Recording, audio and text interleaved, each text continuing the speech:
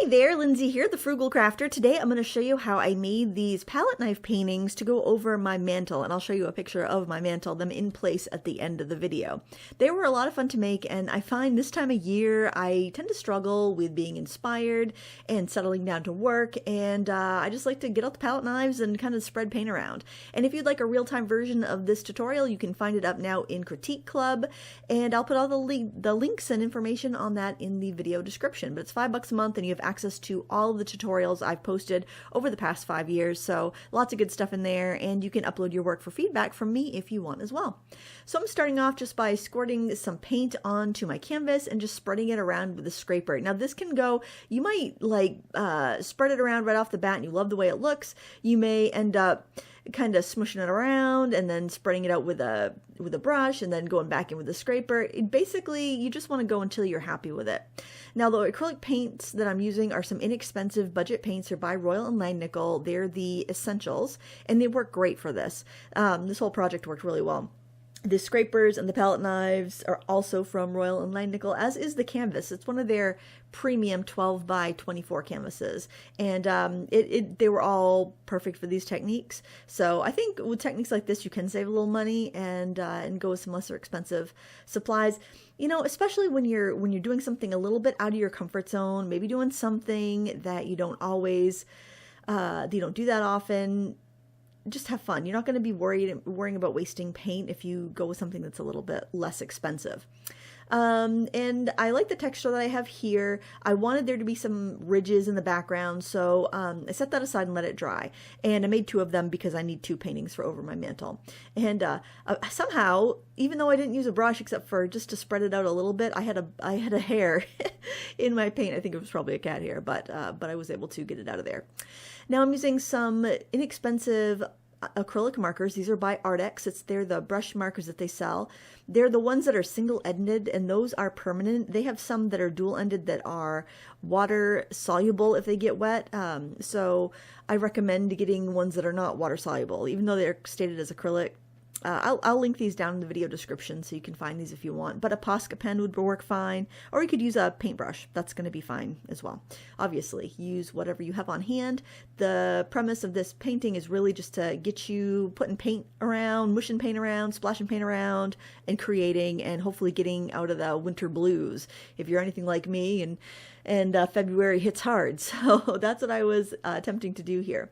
I'm sketching in again on the other canvas, and I'm kind of working these in tandem because sometimes when I try to do 2 paintings that I want to hang together, usually ones that go over the mantle because I have a space for 2, I try to work on them together, because if I don't, then I forget exactly what color I used, or my style, my application of the paint changes enough that if I finish one painting and then start another one, they're not going to look like they're like they belong together. They'll look like cousins and not sisters. I want them to look like sisters on the mantle, you know?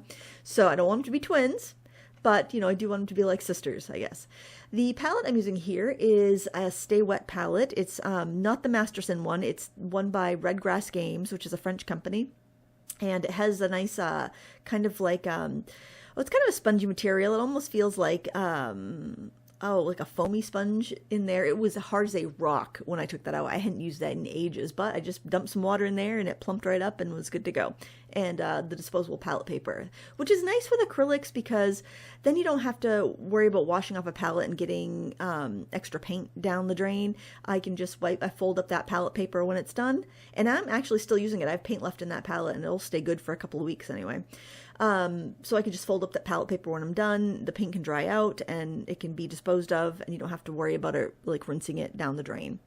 And I'm just using just a standard palette knife to start kind of sculpting with the paint, actually, and just making my little flowers there.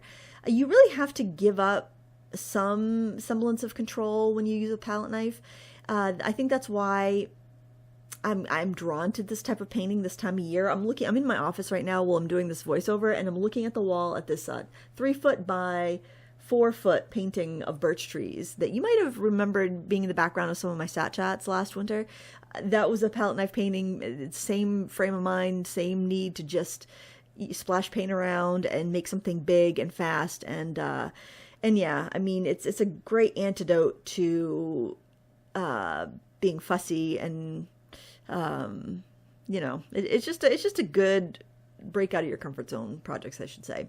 The palette knife is not going to work for everything, though. I tried to do the branches in the palette knife, and they were too thick and not solid enough, so I just went in with a flat brush and I went in and repainted the branches. So I think it's totally fine to mix and match. If you want to do a painting that's all palette knife, by all means, go for it. But I think it's nice if you have a little bit of contrast, because or a contrast in texture and whatnot, if you grab a brush, because then it keeps a little more variety. Like I'm using this liner brush here to pull out some little tiny stems that are off the branches, little tiny twigs. And I feel like it just gives you a little bit of a lacy look, and it kind of, it's like putting rocks in a jar. You know, you put your big rocks in first, which would be like the big flowers. Then you put the stones in next, and that would be like the leaves. And then you put the sand in last, and that would be like your little branches and twigs and stuff like that. So it's a great way to fill out, build this kind of like lacy screen effect, and I don't know, have some variety in the size and the weight of the lines and the marks that you're making. Basically, this is an intuitive style of painting. I'm just kind of switching knives, switching the sizes of my leaves. If I want tiny leaves, I'm working on the tip of this palette knife. If I want bigger ones, I'm going to work on I'm going to press the knife more, maybe use a different shape knife. I'm using more rounded knives for the petals of the flowers. I'm using a variety, basically. And now I'm going to go and do the same thing on this canvas because I want them to be related. You know, I want the canvas to feel like they belong together. But I just went ahead and started right in with the brush for the branch because I learned my lesson on the last one. Now, the nice thing about working with acrylics is the layers dry really fast. And that background was completely dry when I went over and painted on top. So if I make a mistake, like I did with the palette knife on the previous canvas by trying to use that for the branches, I could take a wet paper towel and scrub it right away back to the previous layer that I let dry overnight. So that is a benefit. Now, another thing that's kind of nice about acrylics is that if you wanted to paint in oils, you could do your background with acrylics, let that dry, and go oils over top. That you wouldn't want to go acrylics on top of the oils after that, but you can use your acrylics as an underpainting for your oils. You can use acrylics for an underpainting for oil pastel. You just need to put like a clear gesso over them so that it can grab it. But I feel like acrylics are not the paint that I would go to in general as my favorite medium. If I'm going to do like kind of my normal style, if I'm going to paint in my normal style and use acrylics, I would use a product called Golden Open Acrylics because they're slower drying. I have more time to get those blends and those fine details that I like. But if I'm doing something like this, or if I'm doing a craft, or I'm painting furniture, or revamping something, or distressing something, just plain old cheap acrylics. I really like them. Gel printing, these acrylics are great for that. I don't know how light fast these Royal and Land Nickel Essentials are. They're the paints you see on that big kind of bulletin board behind me in my Sat Chat videos. They kind of remind me of Liquitex Basics, but again, I don't know the light fastness ratings of these paints. I generally experiment with them, so I haven't really had to have them stand the test of time. So, you know, give it a couple coats of a good hearty varnish, maybe, if you know, you absolutely love what you finished with. I don't tend to worry so much about the longevity of acrylics like I do with watercolor or colored pencil, mainly because just the binder alone, that plasticky acrylic emulsion that protects those paint molecules, offers a bit of light fast protection from the paint to begin with, versus like the more fragile binders in watercolor, which is just gum arabic, or in colored pencil, which is just like a wax and an oil, and they're just on paper. Nothing's really protecting them. So they're a little bit more vulnerable to the environment and to the sunlight and whatnot. And I haven't had any of my acrylics fade, any of my furniture or anything like that. Some of it's been outside. So I guess I'm just not as concerned with acrylics as I am with watercolor. But if I was going to spend a long time on a painting, I definitely would go for like my Golden Open. I just find more joy in painting with those when I'm doing techniques like that. But for crafts, yeah, gel prints, I do tend to use the less expensive acrylics for those. I decided that I wasn't loving the kind of magenta pink color. I wanted more of like a strawberry red color. I think maybe because it's Valentine's Day this week, and I used to love making Valentines with the kids, and I remember these lollipops that we used to buy to put in the Valentines, and they were like strawberry and cream swirl, and that color, that red and white swirl, that's kind of what I was thinking about when I painted these flowers. And I also have red accents in my living room, and I thought, oh, that's gonna be good. That's gonna be good if I have those reds in there. And plus, I love red and aqua together anyway. They're such a bright, pretty, fresh color combination, in my opinion. I know it's probably not fresh to you guys. You're probably like, Lindsay, you use it all the time for Christmas, Valentine's Day. We see it all the time with you. But I do like those colors. And here you can see the transformation as I pick that nice kind of fire engine red and throw that into the flowers, and then kind of mix it in with some white. There's still little traces of pink there. I think that's fine. But I wanted to just kind of nudge that color to a little bit more of a crisp strawberry crimson color red. And the more paint you slather on there, the more texture you're going to have, the more interest it's going to have. I like it. I think it's a fun technique.